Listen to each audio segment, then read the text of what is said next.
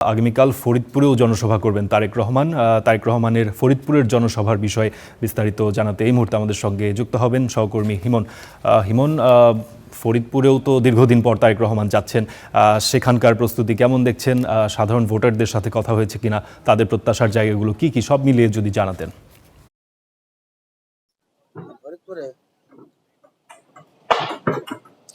ফারদিন, আসলে দীর্ঘ ২০ বছর পর কিন্তু ফরিদপুরের মাটিতে তারেক রহমান আসছেন এবং যদি বলা যায় যে বিএনপির চেয়ারম্যানের পদ পাবার পরে কিন্তু তিনি এই প্রথমবারের মতো ফরিদপুরে পদার্পণ করবেন।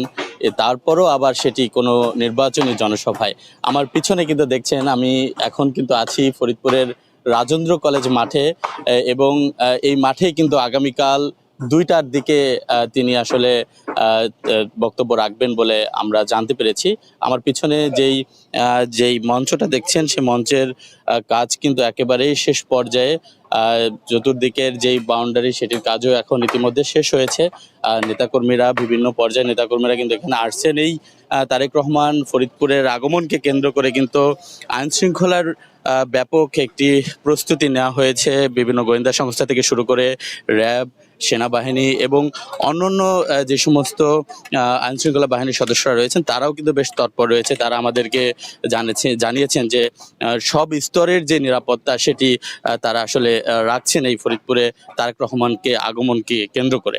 আমরা দেখেছি যে সকালে বিভিন্ন পর্যায়ের নেতৃবৃন্দ কিন্তু এই সমাবেশ স্থল, যেখানে আসলে কালকে তারেক রহমান আসবেন এবং এখানে এসে বক্তব্য দিবেন, সেই সমাবেশ স্থল তারা পরিদর্শন করছেন।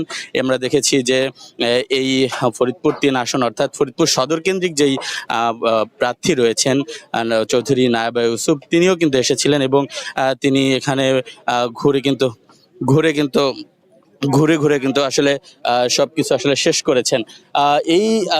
এই তারেক রহমানের আগমনকে কেন্দ্র করে কিন্তু এই সমাবেশ স্থলে ব্যাপক প্রস্তুতি নেওয়া হয়েছে। সেই সাথে নেতাকর্মীদের ভিতরেও কিন্তু একটি উচ্ছ্বাস রয়েছে। তারা বলছেন যে তারেক রহমান এসে আসলে ফরিদপুর নিয়ে তার যে ভাবনা, আগামী দিনে যদি তিনি রাষ্ট্রপ্রধান হন, তাহলে তিনি এই ফরিদপুর নিয়ে বেশ কিছু উল্লেখযোগ্য কথা তারা আশা করছেন যে তিনি বলবেন। এই ছিল আসলে ফরিদপুরের তারেক রহমানকে আগমনকে কেন্দ্র করে যেই জনসমাবেশ স্থল, সেখানে সর্বশেষ খবরাখবর। ফিরে যাচ্ছি স্টুডিওতে। ফারদিন। অর্থাৎ নেতাকর্মীদের উচ্ছ্বাস তো আছেই, নিরাপত্তা বাহিনীরও নিরাপত্তা নিয়ে বেশ কড়াকড়ি চলছে। অসংখ্য ধন্যবাদ আরিফুজ্জামান হিমন আপনাকে। দর্শক, সরাসরি যুক্ত ছিলাম ফরিদপুর, সেখান থেকে সহকর্মী আরিফুজ্জামান হিমন আমাদেরকে জানাচ্ছিলেন আগামীকালকের তারেক রহমানের জনসভাকে কেন্দ্র করে।